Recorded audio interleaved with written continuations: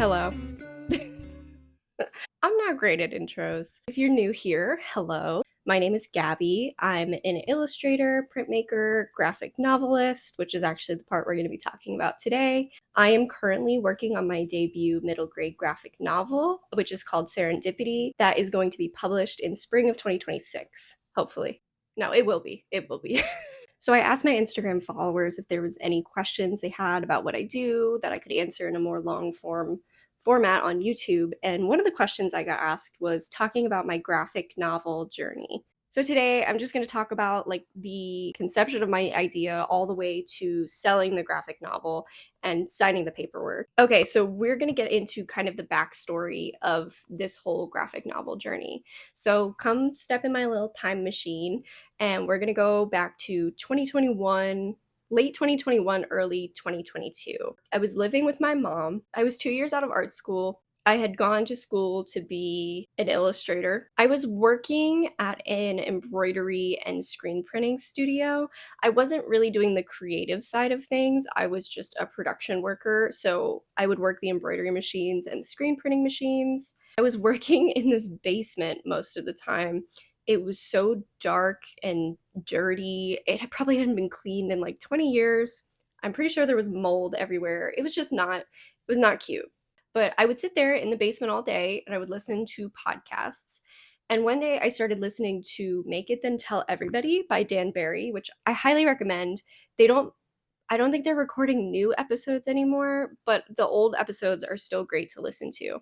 Dan Barry is a great comics artist, and he would bring on guests of people who were in the arts and comics world. So many of these artists had these stories working normal day jobs and then realizing that they couldn't do them forever and that they needed to really push to do something in the art field.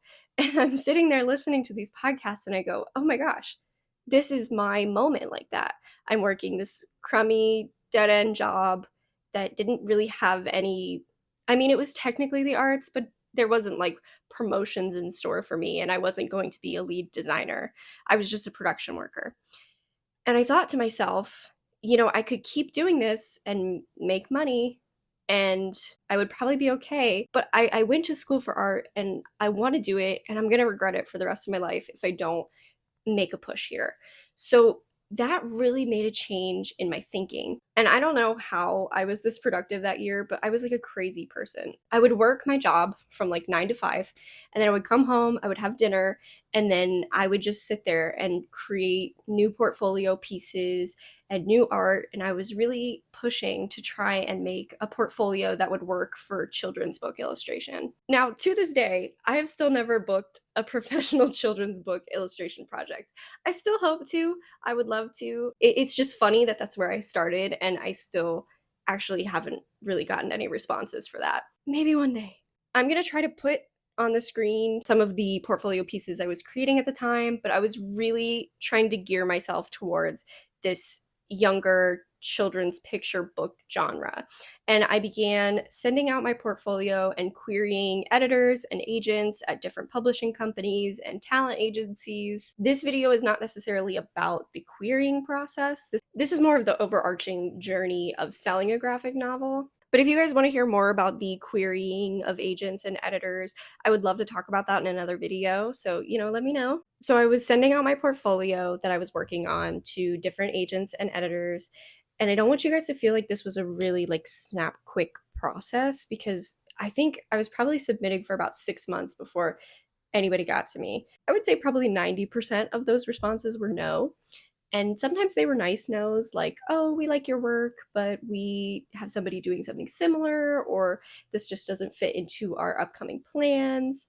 And sometimes it was just a no. And then sometimes it was just nothing. Probably most of my emails that I sent never got a response. I had been submitting for probably around 6 months and not getting a lot of responses. And then finally one day I had an email pop up in my inbox, a response to one of my portfolios that I'd sent. It was from a publishing company that was relatively new. I think they had just opened that year. And they were asking me if I did graphic novels, which I didn't. A little bit of backstory here. I had taken comics courses in college, and I was not very good at them. I really struggled with the long form content, and I was just not very confident in my style or my voice as an artist when I was in college, and I had really bad attention issues. So I know my professor, looking out into that group in our class, probably wouldn't have picked me as the person who was going to have a career in comics. And I probably wouldn't have picked me either. But, anyways, they asked me if I did graphic novels, and I really didn't. I was interested in doing graphic novels, but I wasn't interested in writing and drawing them. I was really hoping for somebody to find me and like my work and match me up with an author who was writing a graphic novel. That would have been my dream. It kind of still is my dream. But I realized more and more that the publishing world is super interested in author illustrator combos. It's easier to work with one person than it is to work with two creative people. I guess I realized that if I wanted to do this, I needed to make myself as perfect of a package as I could, which included forcing myself or really just pushing myself to write my own story to prove to publishers that I was capable of creating a narrative visually and seeing it through. So that's what I did. This is horrible, but they asked me if I did graphic novels, and immediately off the cuff, I was like, yeah, which was kind of crazy. I probably shouldn't have done this. I had nothing prepared, but in my head, I had this person who was interested in me and was a professional and was in the publishing world, and I wanted nothing more than to impress this person and to do a really good job. So I told them that I did, and I sent them some little comics that I had made previously, and they told me that if I happened to have any graphic novels to pitch that were in the middle grade age group, that they would love to hear them. I immediately began creating a pitch for a middle grade graphic novel. I probably threw together my pitch in about a week, which I don't recommend, but again, I was trying to pretend like I casually just had a middle grade graphic novel ready to go, that I was just holding on to it, which was not the case. I harassed my friends and family for like a week, just vomiting pitches for books at people. Serendipity ended up being the one that people seemed to resonate with the most. And I'm not going to get too much into the plot of Serendipity in this video because it doesn't publish until spring of 2026 and I don't want to spoil anything. But I think we can still talk about the journey of selling a graphic novel without talking about the specific novel itself. So once I had the idea or the concept that I wanted to go through, I immediately started putting together concept art and writing a little paragraph that gave the bare bones basics of the story. And once I had all of that done, I submitted it to the publisher, and they told me that they really liked what they saw and they wanted to see some sample comic pages. So I started thumbnailing out some comics pages. I probably did, I don't know, 25 to 30 over the course of a couple months because I was also still working at the time. So I went back and forth a couple times with this editor specifically, and she and I had a couple phone calls and we went back and forth over email. And I just wanted to put in here how grateful I am for this person who really took a chance on me.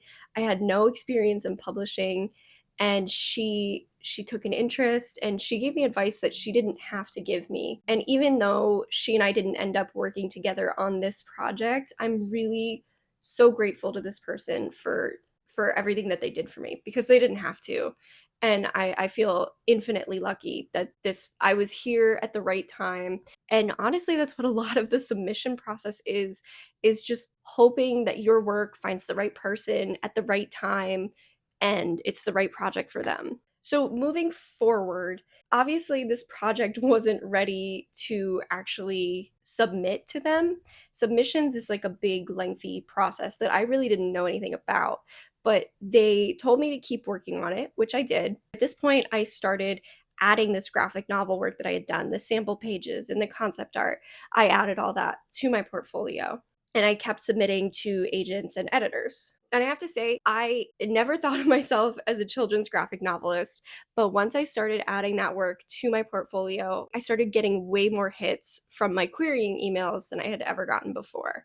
Not like everybody was breaking down my door, but I actually had some people responding to me with interest, which is crazy. It was around this time that I caught the attention of my agent because now in my query letters, I was mentioning that I had had interest from editors because I had talked to this one editor originally And I think I actually had a call with a different editor who was interested in the Serendipity project. I had queried my agent, and then she had reached out to me and wanted to talk. And when an agent is interested in you and wants to offer you representation, you do this thing called the nudge, where you nudge all the other agents that you've queried to let them know that someone else is interested in you and that you're giving them, 2 weeks to look over your portfolio and decide if they want to call with you or if they want to pass. And I just find this whole process funny because I couldn't get a single agent interested in me.